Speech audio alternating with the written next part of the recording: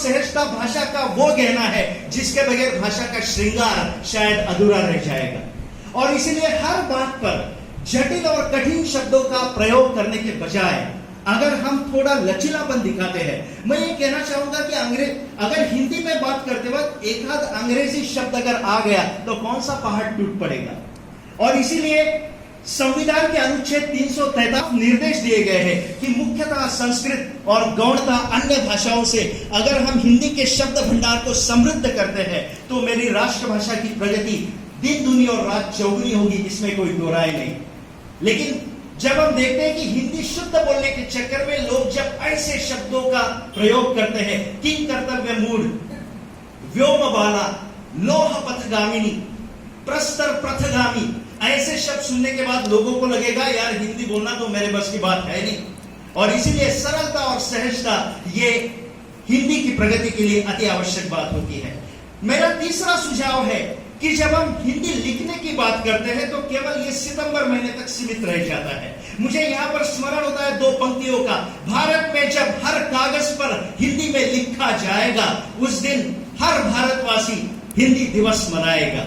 लेकिन लोगों की ये आम मानसिकता और धारणा होती है कि अगर मैं आवेदन अंग्रेजी में लिखूं तो मेरा काम चट से हो जाएगा। और इसीलिए मेरा ये आग्रह होगा कि हिंदी आवेदन और हिंदी अर्जी को अगर हम प्रोत्साहित करते हैं तो मेरी राजभाषा निश्चित रूप से प्रगति पथ पर दौड़ेगी, इसमें कोई संदेह नहीं।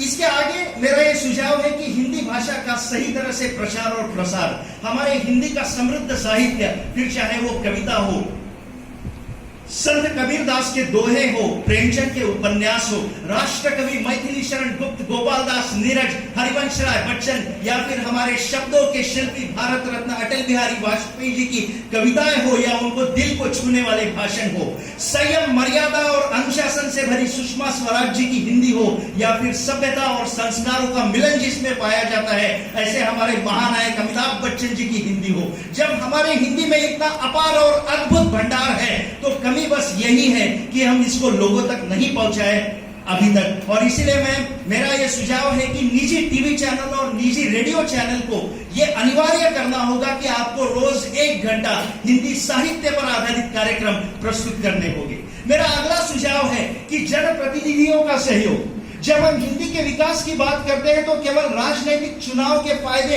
इनको ध्यान में रखते हुए दक्षिण भारत के कुछ राजनेता इसका विरोध करते हैं। लेकिन यह भ्रम है कि दक्षिण भारत के लोग हिंदी नहीं बोल सकते। इसका सर्वोत्तम उदाहरण हमारे आदरणीय प्राचार्य जी जो केरल से ताल्लुक रखते हैं, इतना शुद्ध हिंदी में बात करते हैं। और हमको याद रखना होगा और मुझे स्मरण दिलाना होगा कि उस वक्त के स्वाधीनता पूर्व संग्राम के मद्रास राज्य के आदरणीय मुख्यमंत्री सी राजगोपालाचारी ने हिंदी शिक्षा अनिवार्य की थी। मेरा दूसरा सुझाव है प्रवासी भारतीयों की हिंदी के विकास में भूमिका। जब हम भारत में अंतरराष्ट्रीय बाजार और निवेश की बात करते हैं तो हमारे प्रवासी भारतीय विश्व समुदाय को यह बात अच्छी तरह से समझा सकते हैं कि भारत में निवेश अगर आपको करना है तो हिंदी अच्छी समझना, बोलना और लिखना अनिवार्य है। और मुझे विश्वास है कि केवल भारत ही नहीं, विश्व पटल पर मेरी राष्ट्रभाषा हिंदी विराजमान होगी, सम्मानित होगी और हिंदी को अध्ययन और अध्यापन के लिए कई सारे अवसर प्राप्त होंगे और हमारे युवाओं को लगेगा कि हिंदी सीखना मेरी प्राथमिकता है और जरूरत है। मेरा अगला सुझाव है सूचना प्रौद्योगिकी का हिंदी के विकास में उपयोग।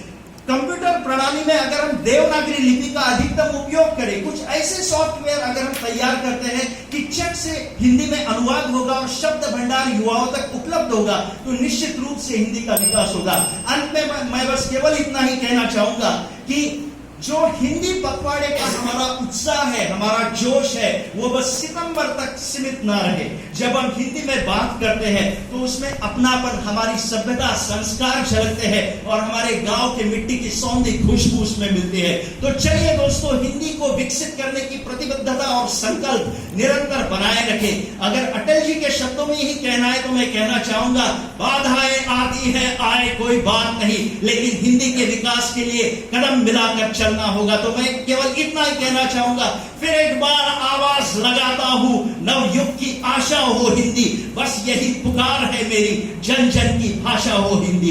धन्यवाद।